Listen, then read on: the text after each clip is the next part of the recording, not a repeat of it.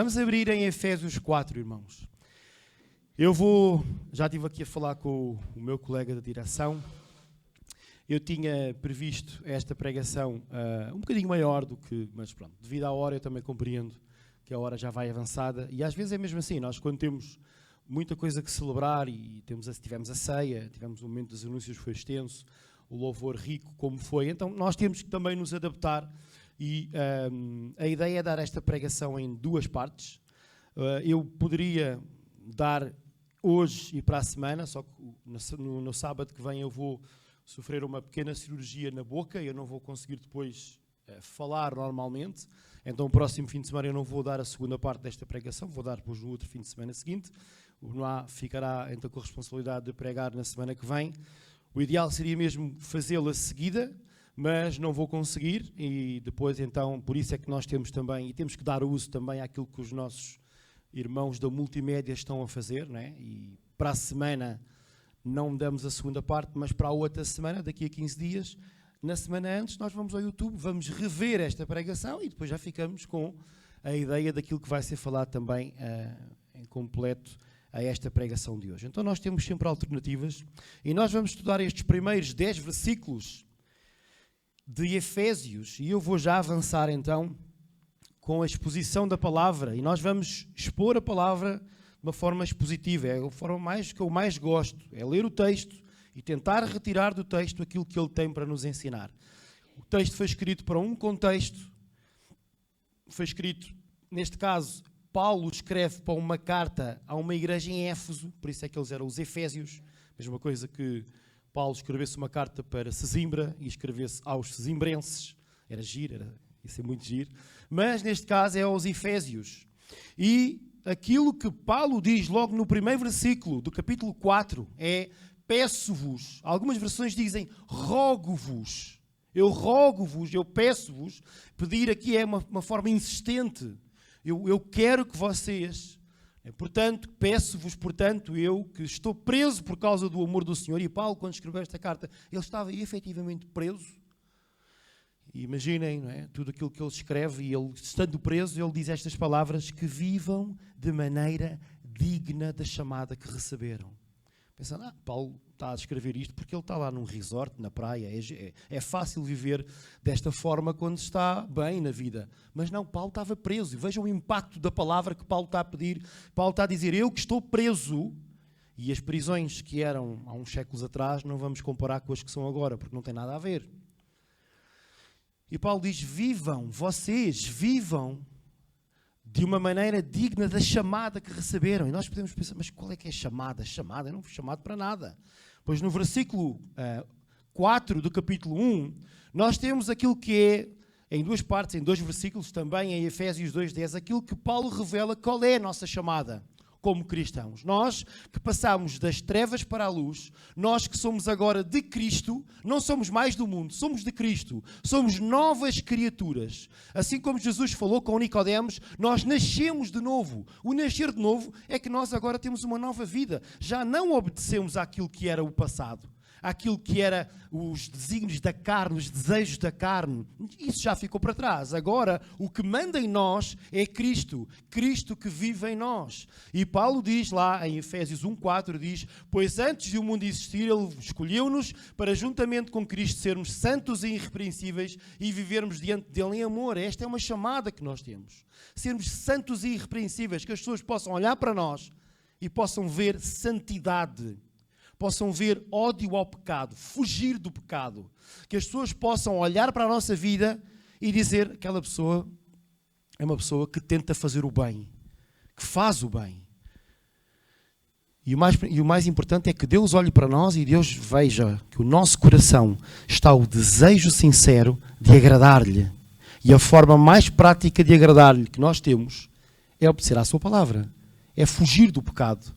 É resistir no dia mau. É quando estamos diante da tentação, resistimos. Porque temos o Espírito Santo que está dentro de nós e nos está a treinar para isso. Aleluia. É mesmo. É fantástico. Se não fosse o Espírito Santo no nosso interior, nós estaríamos perdidos, estaríamos vivendo dos nossos pecados, nem sequer nos preocuparíamos com isso. Mas, irmãos, uma das evidências práticas de que o irmão tem o Espírito Santo é quando o irmão conscientemente luta contra o pecado. Não se sente bem quando peca. Lembro-me sempre quando David pecou com Batseba, né? E quando ele não confessou, ele diz: a tua mão pesava sobre mim, o meu vigor chegou ao fim, eu perdi a alegria de viver, eu não tenho mais razões para viver. Mas quando eu confessei o meu pecado, eu alcancei misericórdia. E isto deve ser a nossa postura. Confessar, vivermos santos e irrepreensíveis, vivermos diante dele em amor. E depois este amor é muito prático. Lá em Efésios 2:10, Paulo complementa esta ideia da chamada, pois somos obra das suas mãos, criados em Cristo Jesus para vivermos na prática das boas obras, as quais de antemão Deus preparou para nós. É uma vivência prática. E aqui eu resumi isto, né, que somos chamados a uma vida de amor a Deus e ao próximo que se materializa no nosso serviço prático. O amor a Deus e ao próximo não é algo teórico. Não é uma coisa que só dizemos da boca para fora. Aí nem também não é, se eu tivesse, eu faria. Se eu tivesse isto, eu faria isto. Não. É algo prático. Materializa-se no serviço, no facto de eu tirar tempo para servir a Deus, servindo o próximo. No contexto de igreja local. É assim que nós cumprimos com o nosso chamado. Somos chamados a uma vida de amor a Deus e ao próximo, que se materializa, que se torna prática, que se torna visível, que os outros podem ver, que ele ama a Deus. Ele ama a Deus porque ele serviu o seu irmão, porque ele tirou de si para dar em favor do outro, porque ele negou-se a si mesmo em favor do seu irmão. Mas, irmãos, Paulo continua, para realizar bem esse serviço, nós precisamos de, e Paulo fala aqui em várias características do nosso caráter, daquilo que é a nossa vida como pessoa. Ele diz, sejam modestos. E vejam, todas estas características, se nós a colocarmos em prática, vai ser muito mais fácil nós nos servirmos uns aos outros. O serviço uns aos outros, o trabalharmos juntos, porque nós queremos que a nossa igreja seja uma equipa em que toda a gente sabe o que fazer. Voltando ao futebol. O futebol é fantástico, quando a equipa funciona. O treinador está lá e há lá o defesa esquerdo, não marcou o golo, mas ganhou no fim.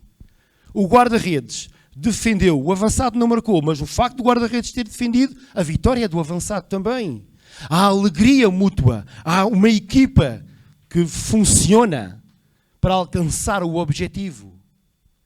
E nós aqui precisamos destas características para sermos bem-sucedidos. Ele diz modéstia, humildade, sejam humildes, pacientes. Vejam, quando faz sentido ou não, no contexto de igreja local. Quando nós estamos a servir na mesma equipa do nosso irmão, ser paciente, ser humilde, ser modesto. Manifestando assim que se amam uns aos outros, querem mostrar que se amam uns aos outros, é tendo paciência com o irmão, tendo modéstia, não fazer valer aquilo que é as suas qualidades para derrubar o seu irmão, para maltratar o seu irmão. Humildade, quando o meu irmão me fala alguma coisa, me dá um conselho, me dá até por vezes uma repreensão em amor, nós temos medo desta palavra, repreensão. E nós que somos mais velhos acabamos por dizer, repreensão não, mas é que ter humildade quando é uma repreensão em amor, quando é uma crítica construtiva, de ouvir, de dizer, ok, eu não vou duvidar do amor que o meu irmão tem por mim, vou assimilar isto e vou moldar o meu caráter. Esforcem-se por conservar a unidade que vem do Espírito. Nós estamos unidos uns aos outros. Nós não somos separados. É verdade, cada um tem a sua vida. Mas aquilo que se passa com vocês tem de mexer comigo. O exemplo do Lino, teve um acidente esta semana. Precisam de alguma coisa. Está tudo bem. Esta unidade que tem de haver. Esta unidade também no trabalho uns aos outros. Quando, eu dei uma ideia, mas preferiram a ideia do outro. Não faz mal, nós estamos unidos a ir buscar aquilo que é o principal, que é a glória de Deus. A glória de Deus é o principal. Vivendo em paz uns com os outros. E aqui, porquê é que precisamos de ser assim? Por causa desta palavra da unidade. E o apóstolo Paulo começa a explicar esta questão da unidade quando ele continua, né, e diz: há um só corpo e um só espírito, do mesmo modo que a esperança para a qual foram chamados é uma só. Existe um único Senhor, uma só fé, um só batismo. Há um só Deus, Pai de todos, que está acima de todos e que atua através de todos e em todos. Irmãos, no serviço da igreja local a unidade é fundamental. Se nós não estamos unidos, e estar unido é alegrar com o que se alegra, estar triste com o que está triste, padecer necessidade, nós estamos lá. Há um intercâmbio entre nós, em que aquilo que acontece com um irmão meu, eu estou lá e estou a sentir. E estou lá, o irmão pode confiar em mim. Nós deveríamos, por vezes, é verdade que nós damos muito valor àquilo que é a nossa família de sangue. É. E eu, sempre que estou num contexto onde estou com irmãos em Cristo que já não vejo há algum tempo, como irmãos do Algarve, que fizemos acampamento juntos e criámos ali uma relação bonita, eu digo sempre, há pessoas que são minhas irmãs em Cristo, que apesar de eu não ver há tanto tempo, confio mais nelas do que em alguns familiares e amigos meus que tenho. Porquê? Porque algo nos liga, que é Jesus Cristo. Jesus Cristo cria em nós uma ligação, uma unidade em que todos somos um. E é bom que o irmão se sinta assim. Mesmo se nos estiver a visitar pouco tempo, mesmo se passar uma temporada no Brasil e atacar, estamos unidos.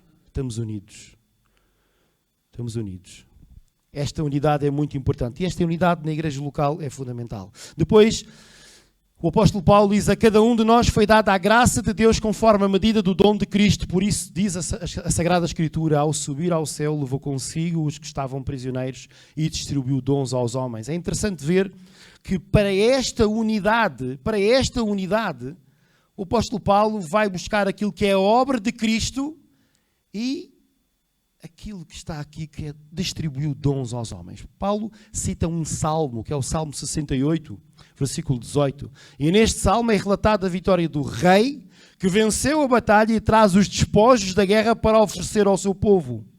Paulo ilustra por meio desse salmo a vitória de Jesus na cruz. Vitória sobre a morte e Satanás.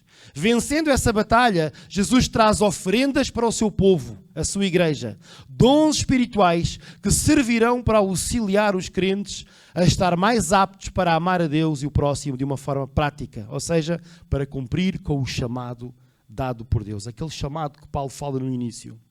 Paulo diz: vivam de um modo digno da chamada a que foram chamados, da chamada a que Deus vos deu. Essa chamada de viver santos e irrepreensíveis, de viver em união uns com os outros, em amor, para vos servirem. Sirvam-se uns aos outros. Para isso vocês precisam de ter estas características de caráter.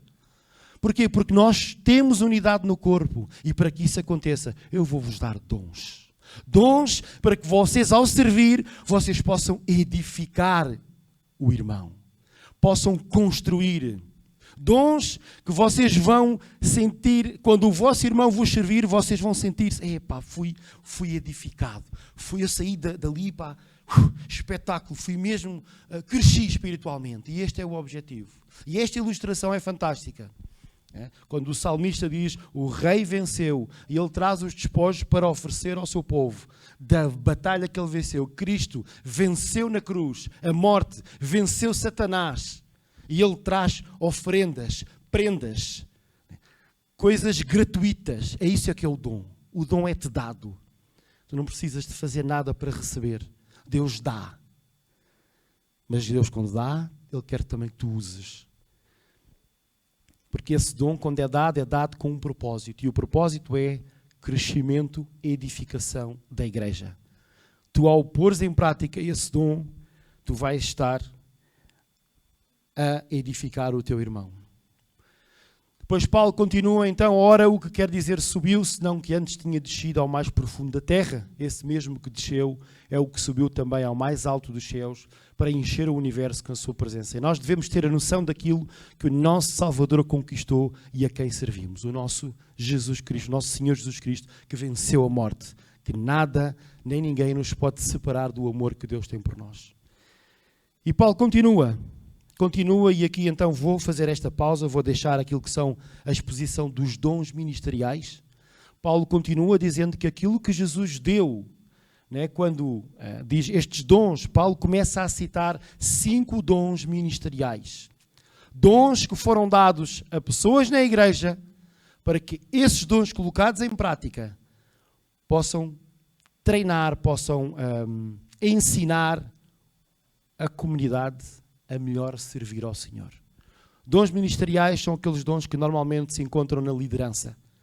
Capacidades que Deus deu a homens que estão prontos para treinar outros, para que esses outros, no contexto de igreja, possam servir ao Senhor da melhor maneira.